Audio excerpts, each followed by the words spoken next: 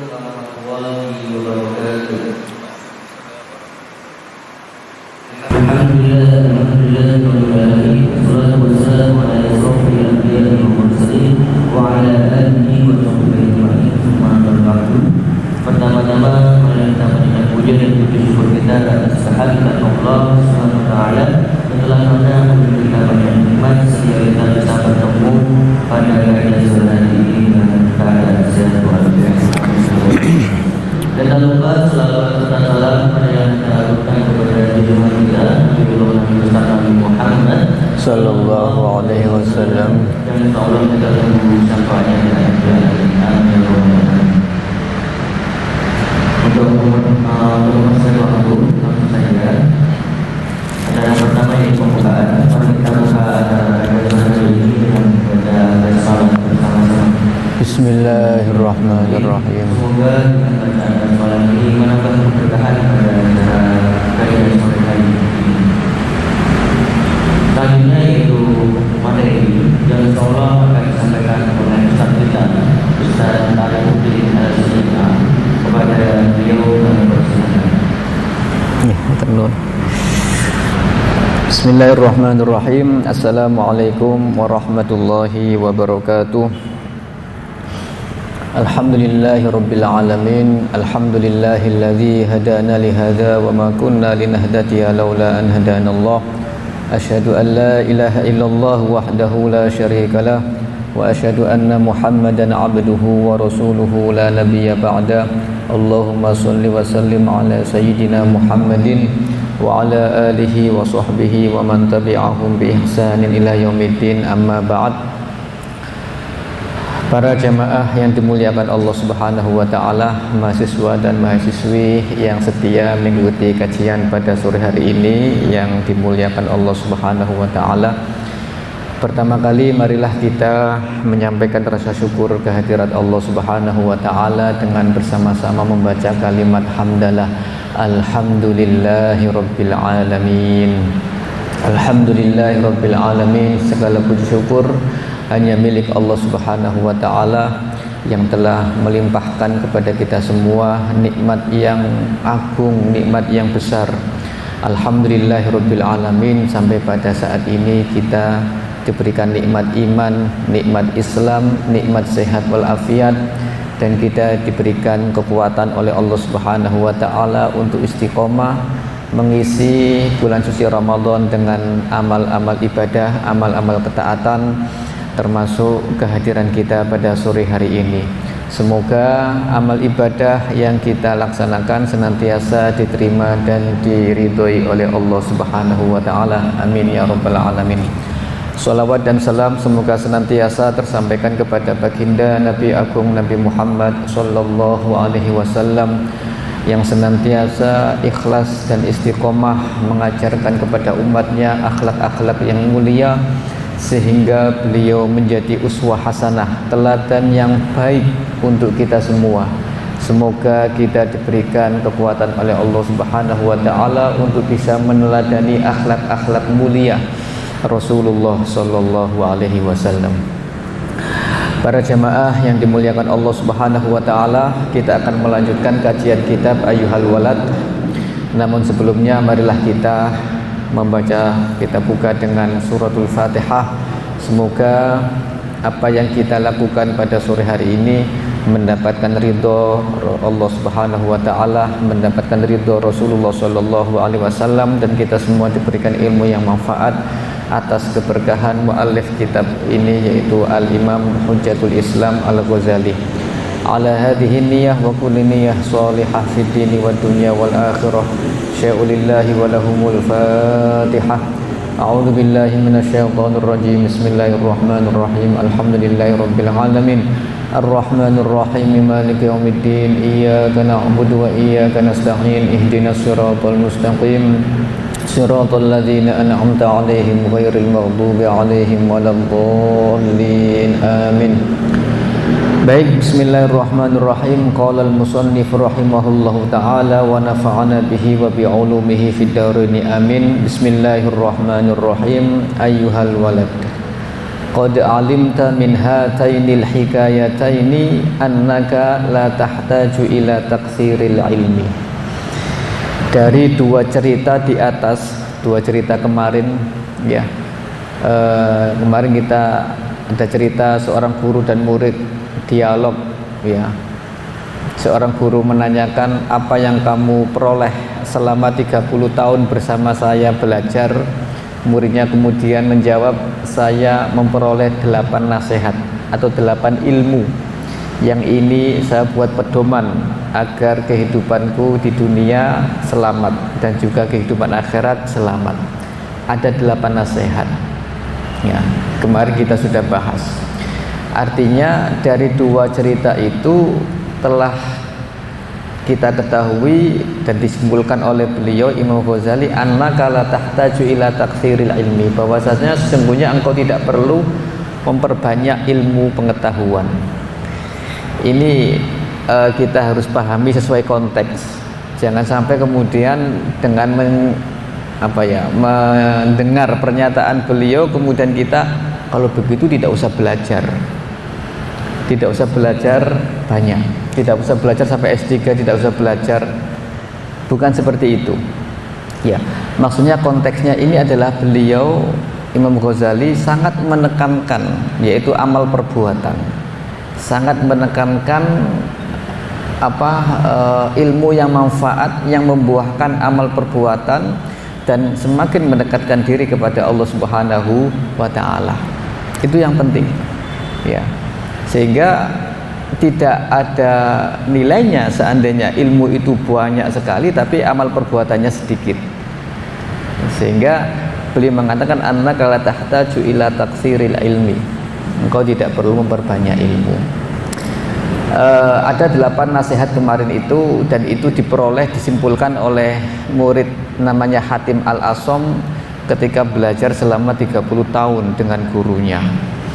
Ya memang kalau dibandingkan, kalau 8 ilmu ini kalau kita lihat kuantitasnya sedikit ya kan, tapi kalau kita lihat substansinya itu adalah justru ilmu para nabi, ilmu orang-orang terdahulu dan ilmu orang-orang yang mengikuti ittiba kepada ajaran-ajaran Rasulullah Shallallahu Alaihi Wasallam ya kan, ilmu tentang amal solih ya kan, yang bisa menemani kita di alam kubur. Kemudian juga selain itu menjadikan tidak punya musuh, tidak memiliki sifat musuh kepada orang lain atau tidak bermusuhan dengan orang lain. Yang dijadikan musuh karena apa? Karena setan ya. Kemudian juga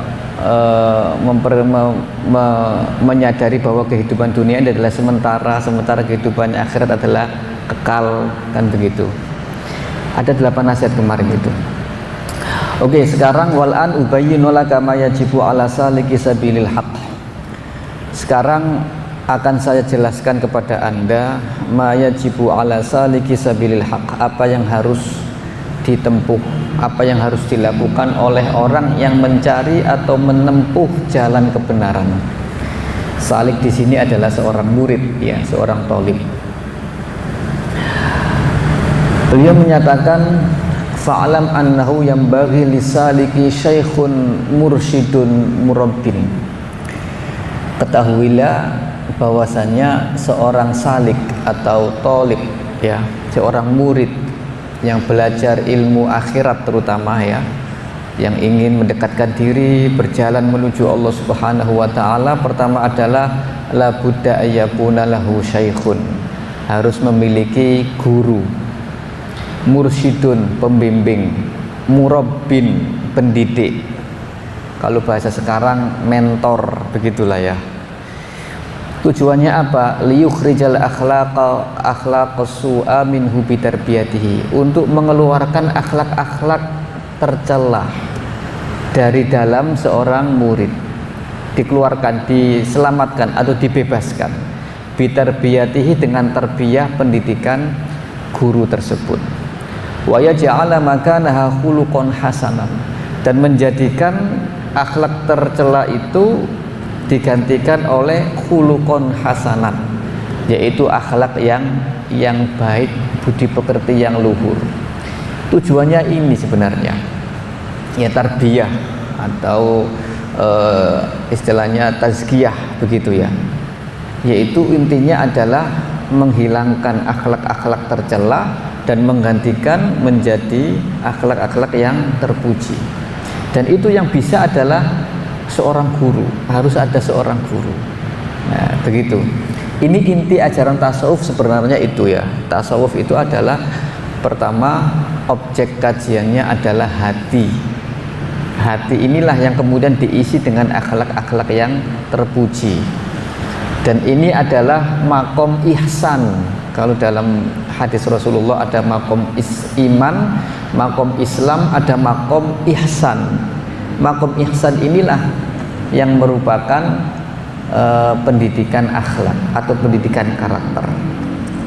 Nah, beliau Imam Ghazali menyampaikan bahwasannya untuk bisa melakukan hal ini seorang murid itu harus mendapatkan seorang syekh atau guru. Kemudian beliau menjelaskan wa makna tarbiyah, pengertian tarbiyah atau pendidikan.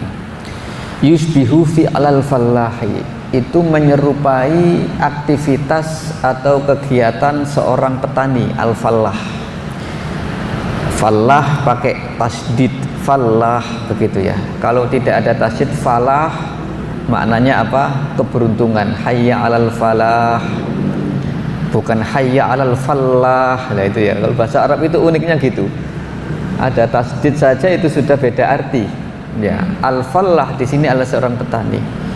Alladzi yaqla'u syauka, petani ini mencabut duri, wa yukhrijun nabatati, dan mengeluarkan atau menjauhkan tumbuh-tumbuhan al-ajnabiyata, yang asing ya, mim baini zar'i, dikeluarkan, dijauhkan dari tanaman padi misalkan ya, harus dibersihkan. Nah, ini kan maksudnya adalah mengeluarkan akhlak-akhlak tercela. Ibaratkan akhlak tercela itu adalah apa? Duri, kemudian tumbuh-tumbuhan yang bisa membahayakan tanaman padi. Tujuannya apa? Liyahsuna nabatuhu, agar tumbuhan padi itu menjadi baik.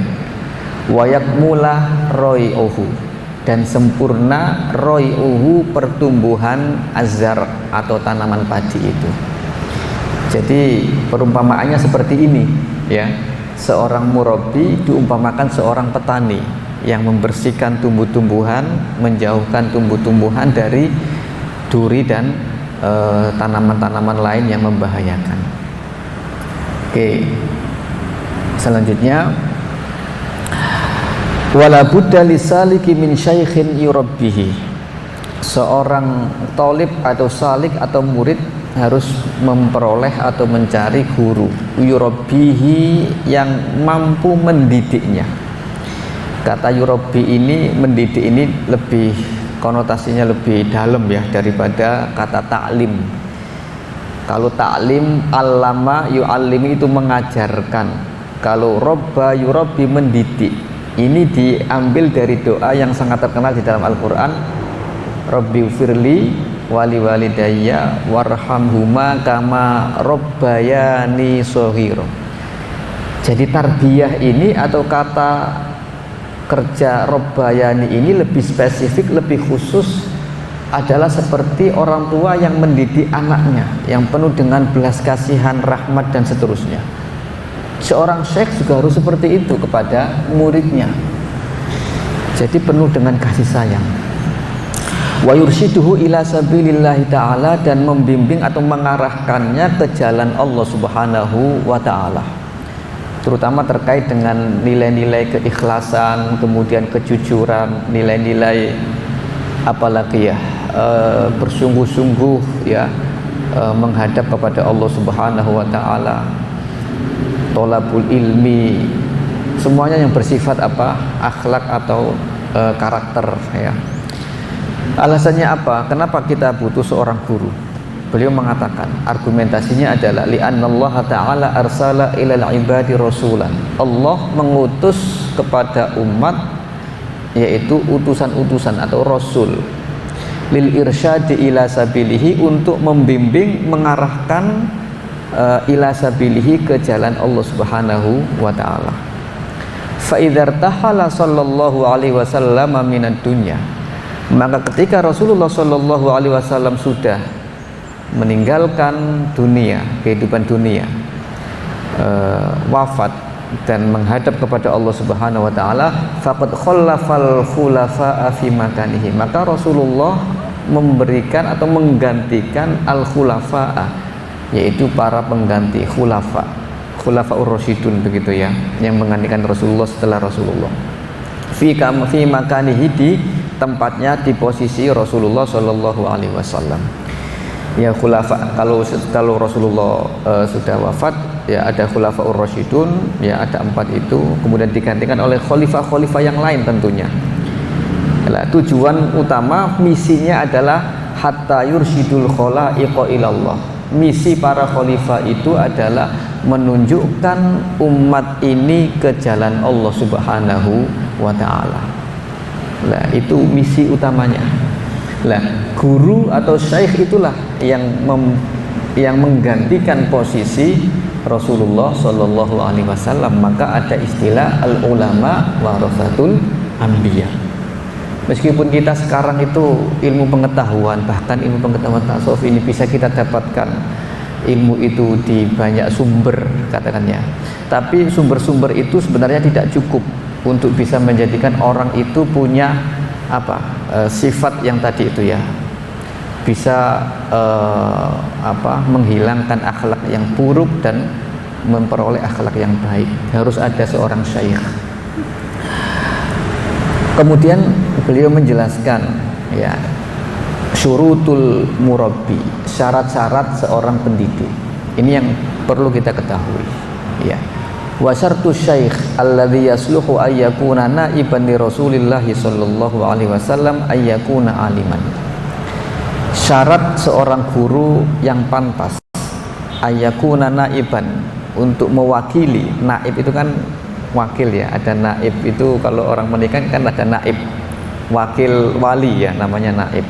Itu diambilkan dari bahasa Arab, naib artinya wakil.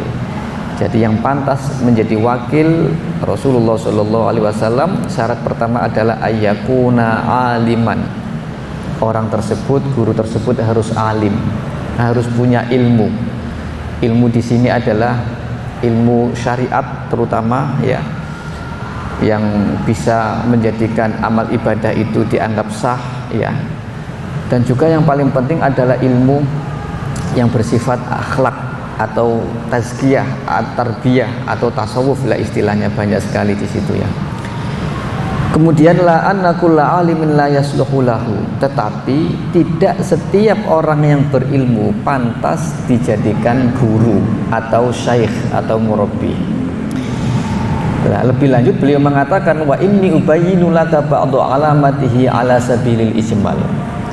Saya akan jelaskan kepada Anda beberapa tanda atau indikator, alamat-alamat ya secara umum ya, hatta la yadda'iya kullu ahadin annahu mursyidun, sehingga tidak setiap orang itu bisa mengklaim dirinya adalah seorang mursyid. Kalau dia tidak punya syarat-syarat ini, maka dia tidak bisa mengklaim dirinya seorang mursyid atau seorang syekh atau seorang murabbi. Fanaqulu, saya akan jelaskan dan saya katakan, huwa man yu'ridu an hubbid dunya wa hubbil jah. Dia adalah orang yang berpaling dari hubbid dunya, mencintai dunia, wa hubbil jahi, dan mencintai kedudukan ya. Jadi hubbud dunya ini tidak ada di dalam hatinya, meskipun dia orang kaya. Bagaimana bisa membedakan antara orang yang punya hubbud dunya dan orang yang tidak punya hubbud dunya? Ya bisa dilihat dari perkataannya, dari sikapnya ya. Dia itu punya sifat mengejar duniawi atau tidak. Kalau dia misalkan suka dengan kemewahan, misalkan begitulah ya, maka dia bisa dikatakan hubbud dunya wa hubbul jah. gila dengan jabatan, gila dengan kemewahan. Maka kalau itu ada pada diri seseorang, dia tidak pantas menjadi seorang mursyid atau seorang murabbi.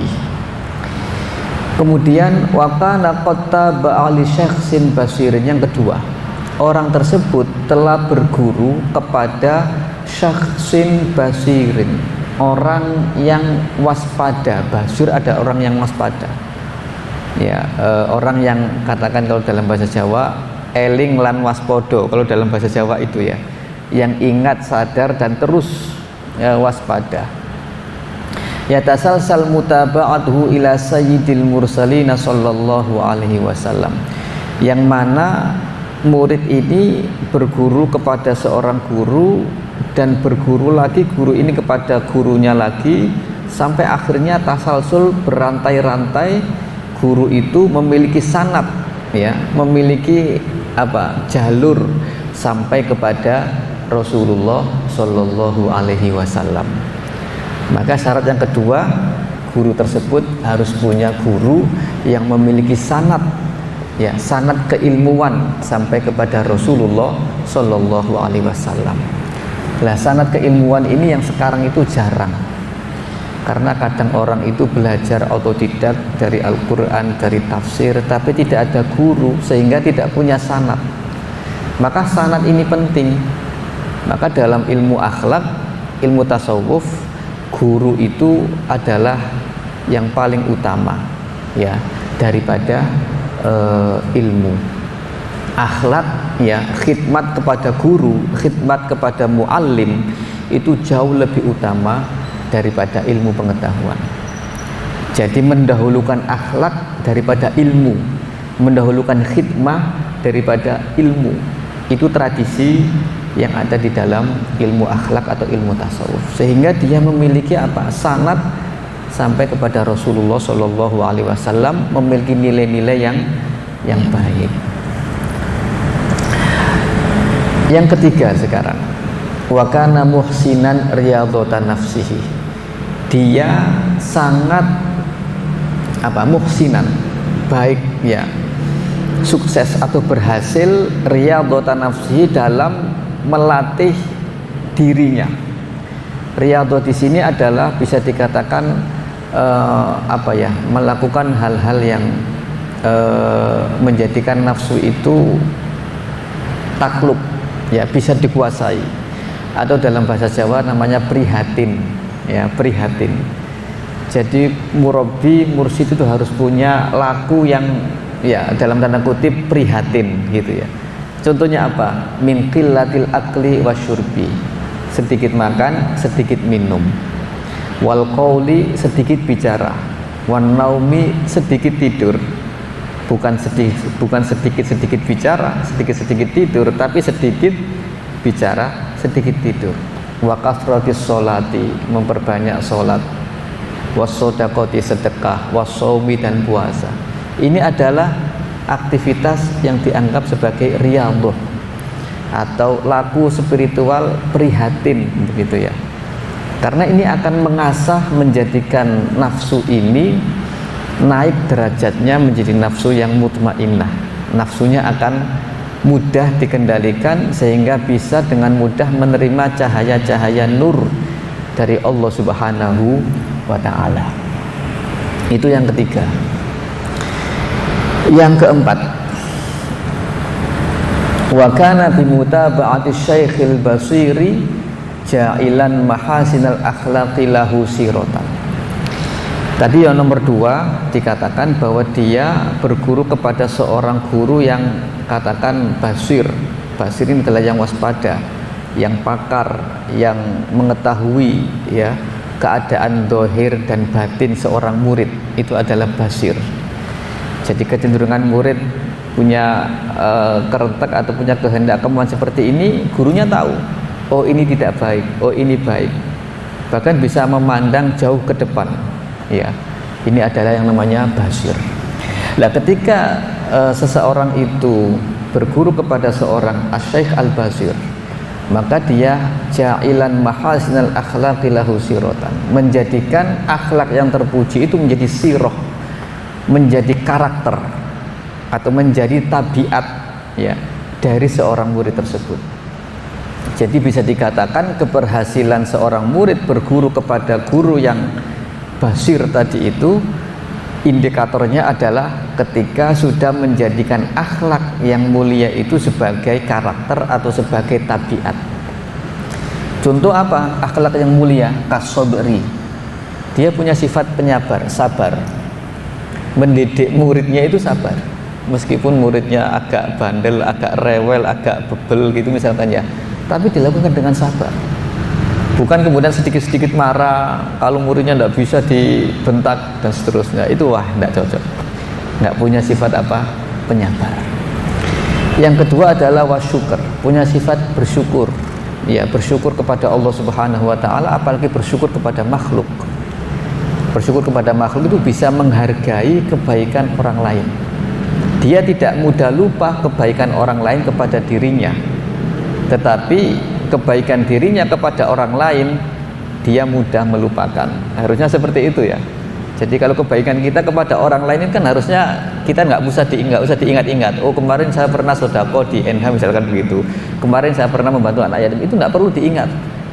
Kalau diingat-ingat itu nanti akan jadi apa ya? Mengungkit-ungkit kebaikan gitulah. Maka kita mengabadikan kebaikan itu salah satu caranya adalah dengan melupakan kebaikan itu, begitu. Tapi kebaikan orang lain kepada kita selalu ingat, agar kita bisa bersyukur atau menghargai atau membalas kebaikan orang tersebut. Maka itu adalah asyukur, ya. Akhlak yang kedua. Wa tawakkul, tawakal.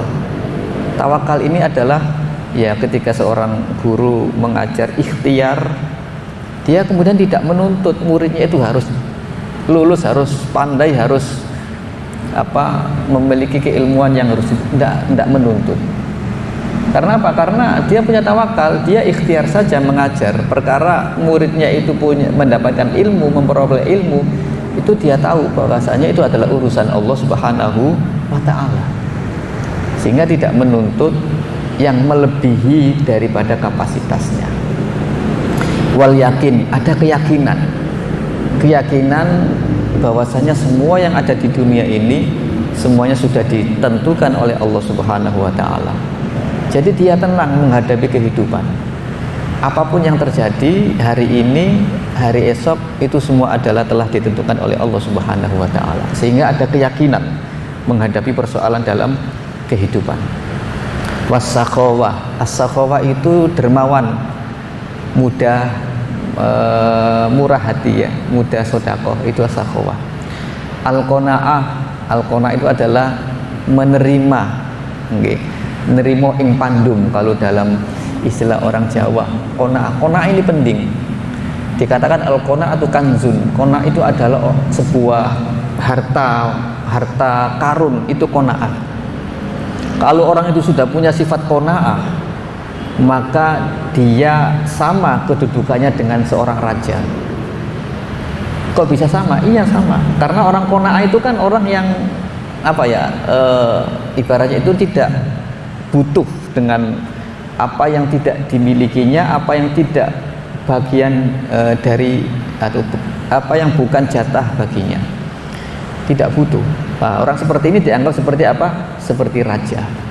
Itu seperti yang disyairkan oleh Imam Syafi'i, itu mengatakan bahwasanya barang siapa yang memiliki sifat qanaah, maka bagi saya, kata Imam Syafi'i, itu sama dia dengan seorang raja. Karena dia sudah punya sifat qanaah, tidak membutuhkan apa yang bukan menjadi bagian jatah baginya. Itu adalah al-qanaah. Wa tumaninatin nafs. Ini kan akhlak-akhlak yang luar biasa ya. Kita kadang satu aja mungkin belum bisa ya. Nah, padahal guru itulah yang akan mengasah akhlak-akhlak ini kepada seorang murid. Itu yang mengasah guru. Oh, ini kok kurang sabar, diberi latihan riyadhah, kemudian diberi amalan gitu. Oh, ini kurang yakin, diberikan latihan, diberikan bacaan dan seterusnya. Sehingga akhlak-akhlak ini dengan mudah tertanam dalam hati atau karakter seorang murid. Ada lagi watu makninatin nafs. ketenangan batin. Nah, ini sekarang yang agak mahal, ketenangan batin, sehingga muncul stres, muncul depresi dan seterusnya, ya kan. Tuma'ninatin nafsi atau ketenangan batin ini salah satunya adalah bisa diakibatkan atau diperoleh dengan sifat yakin. Orang yang yakin itu akan tenang hatinya, ya kan. Kemudian wal hilmi. Hilmi itu sifat yang tidak mudah marah. Itu halim. Makanya ada al-halim, itu kan Asmaul Husna. Zat yang tidak mudah marah. Allah Subhanahu wa taala itu sering disalahpahami oleh makhluknya dan dianggap bukan sebagai Tuhan, ya kan. Tapi Allah juga tidak marah, ya kan. Masih memberikan kesempatan kepada hambanya untuk bertobat, masih memberikan rezeki kepada hambanya tersebut dan seterusnya. Maka al-hilmu, seorang guru juga seperti itu, tidak mudah marah dengan perilaku yang tidak menyenangkan dari seorang murid. At-tawadhu, rendah hati. Nah, ini yang juga perlu ya, karena kadang ilmu itu menjadi salah satu faktor orang itu menjadi sombong. Itu sudah menjadi hal yang biasa. Ilmu pengetahuan itu seperti dengan harta kekayaan. Bahkan amal soleh ibadah kita itu juga punya potensi menjadikan kita sombong sama. Maka harus punya sifat tawadhu, rendah hati. Kalau Imam Ghazali itu mendefinisikan rendah hati itu begini, bahwasannya melihat setiap orang itu atau menganggap dirinya itu lebih jelek dari setiap orang yang ada di hadapannya atau setiap orang yang dilihatnya. Tidak pernah punya perasaan lebih baik kepada setiap orang yang dia temui. Dia ketemu dengan anak kecil, dia merasa lebih jelek daripada anak kecil. Dia merasa ketemu dengan orang yang bodoh, merasa lebih jelek daripada orang yang bodoh. Ketemu dengan orang miskin, merasa lebih jelek daripada orang miskin. Itu namanya tawadhu. Ya, Imam Ghazali mengatakan seperti itu. Dan itu kemudian beliau menjelaskan, kalau ketemu orang miskin, kita harus punya anggapan orang ini miskin, keterbatasannya yang keadaannya sangat terbatas, tapi dia bisa bersabar gitu ya dengan keadaan yang terbatas itu. Coba kalau saya, apakah saya bisa seperti itulah? Itu kan akhirnya kita menganggap ternyata kita orang miskin itu lebih baik daripada kita.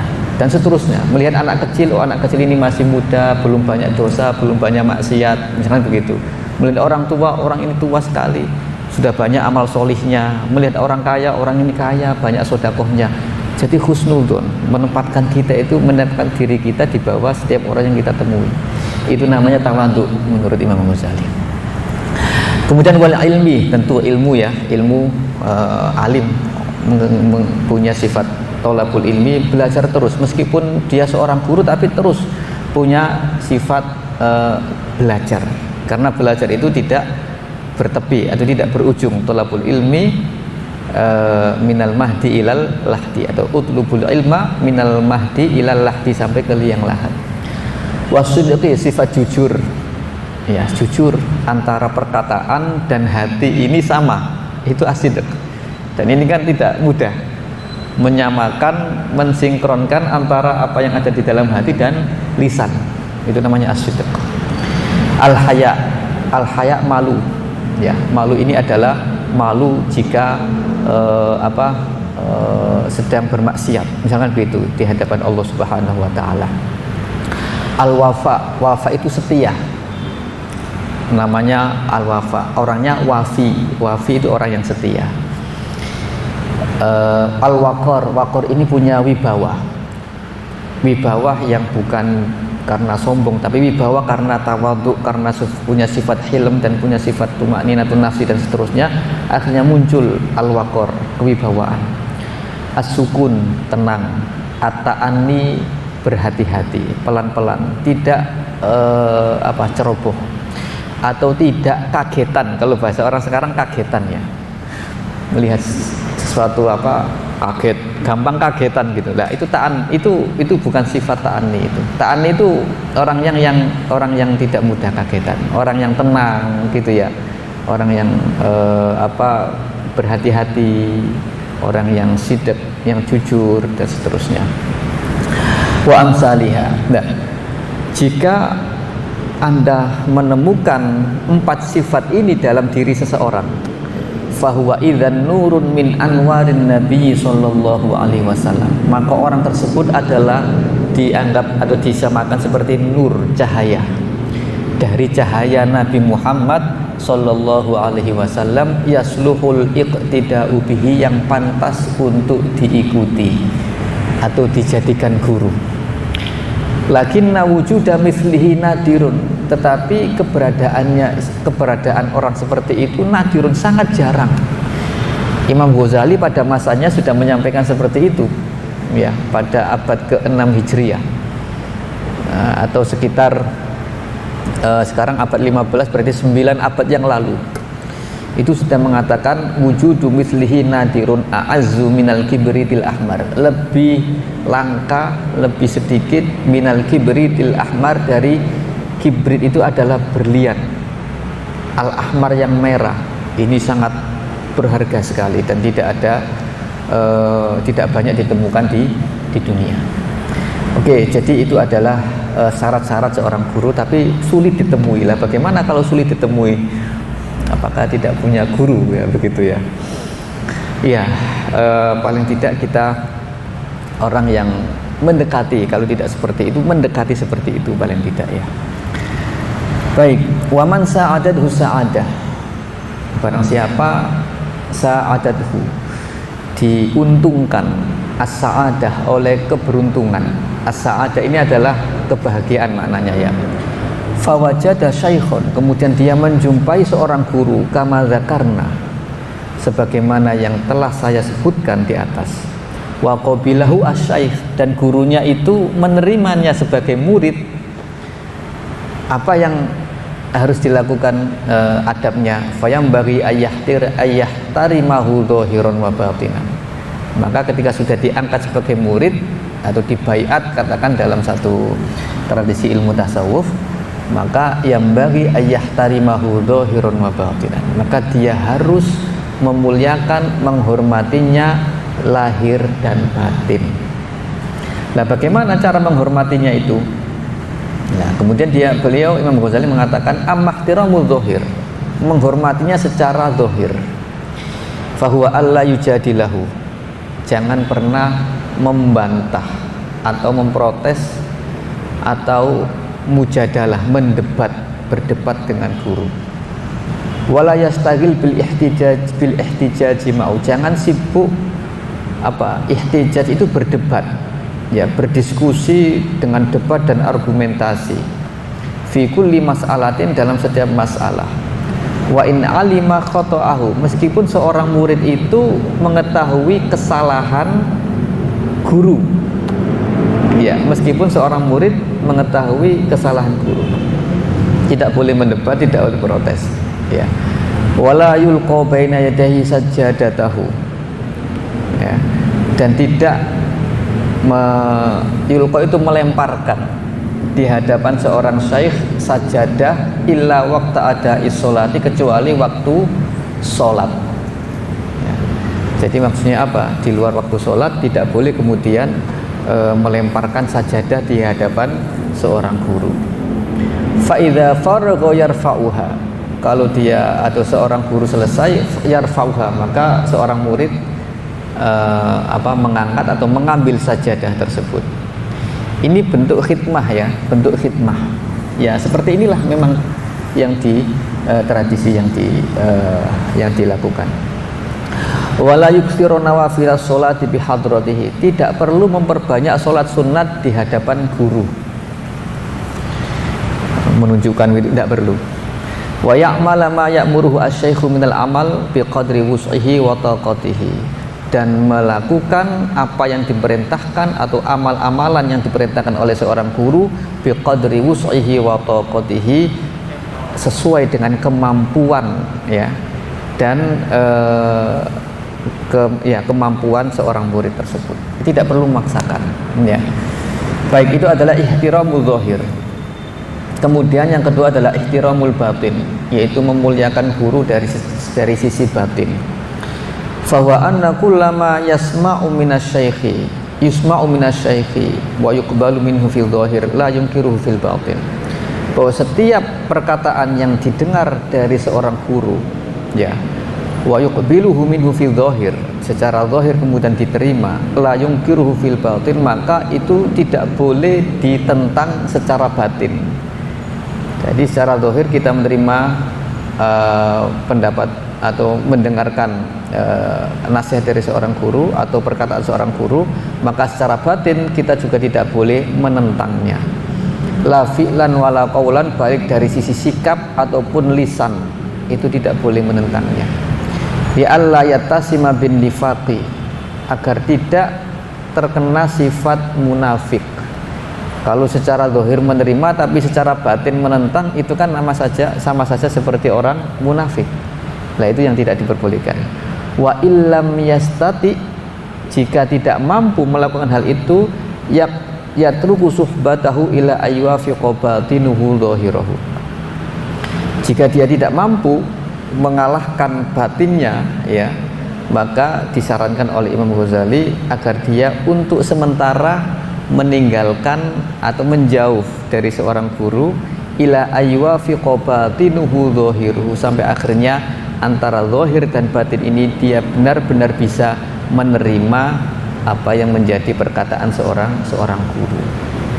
Nah, ini prosesnya seperti itu, dan kita tahu bahwasanya syekh atau murabbi ini seperti yang sudah dijelaskan syarat-syarat di atas, ya, ada 4 paling tidak, yang itu apabila kita menemukannya dan kita diterima sebagai murid, maka kita harus benar-benar khidmat kepada seorang guru tersebut.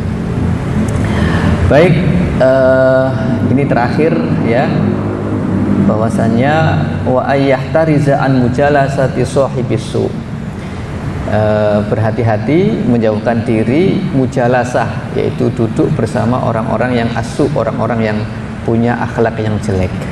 Liyaksura wilayata syayatinil jinni wal insi min sihni qalbihi, agar terbatasi kekuasaan atau wilayah syaitan baik jin atau manusia itu dari hatinya. Artinya kalau dia menghindar dari pergaulan yang buruk, maka dia akan selamat dari tadi syayatinil jinni wal insi, hatinya akan bisa selamat. Fayusaffa an lawthis syaitanati, maka hatinya akan terselamatkan dari kotoran sifat-sifat buruk setan. Wa ala kulli halin ayakhtarul faqra alal ghina, dan terakhir mengedepankan sikap sederhana. Ya, al-faqr di sini maksudnya fakir, ya, bukan kemudian seperti orang fakir miskin yang tidak punya apa-apa kemudian bajunya compang-camping, tidak seperti itu. Adalah sifat sederhana, sikap sederhana alal ghina, daripada sikap yang bermewah-mewahan. Baik, para jamaah yang dimuliakan Allah Subhanahu wa taala, demikian kajian kita sore hari ini. Insya Allah besok masih ada lagi, ya, terakhir bagian saya, dan mungkin besok lusanya akan digantikan oleh Ustadz Zukhrufuz Zaman.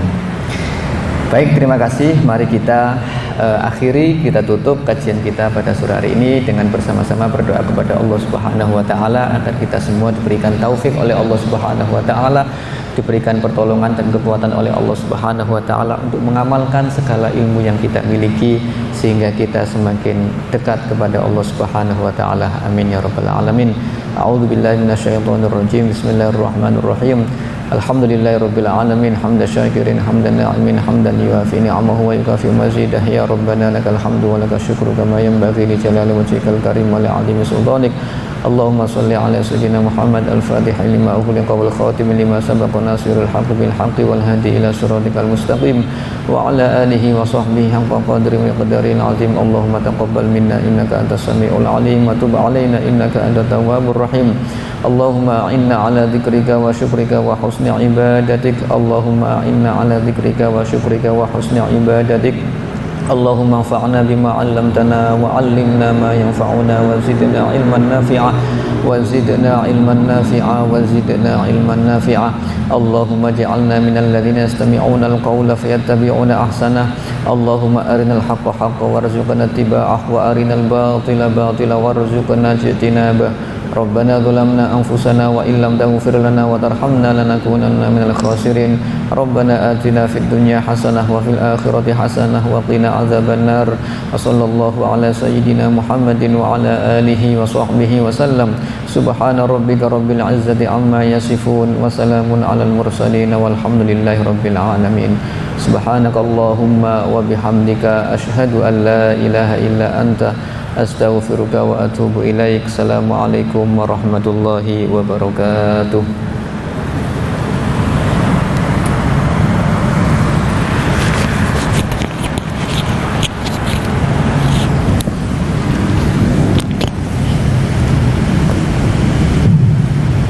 Jazakumullah khairan kepada Ustaz Al-Budi SCFA yang sudah memberikan materi yang sangat luar biasa. Semoga materi yang sudah disampaikan bisa diterapkan pada kehidupan sehari-hari. Amin ya rabbal alamin. Sebelum ditutup ada informasi untuk peserta kajian sore hari ini, yaitu dihimbaukan untuk peserta kajian sore hari ini untuk berbuka tempatnya di Selasa masjid atau di terawih masjid, karena guna untuk menghindari kotoran di dalam masjid. Yang kedua, diberitahukan kepada jamaah putra silakan untuk mengambil minum di serambi sebelah utara, dan silakan kepada jamaah putri untuk mengambil minuman di serambi sebelah selatan. Mungkin itu untuk proses waktu karena sudah lagi akan berbuka. Mari kita tutup acara pada kajian sore hari ini dengan membaca hamdalah dan doa kafaratul majlis bersama-sama. Alhamdulillahirabbil alamin. Subhanallah wa bihamdihi. Sekali lagi saya kalau ada kata salam Muhammad. Wassalamualaikum warahmatullahi wabarakatuh.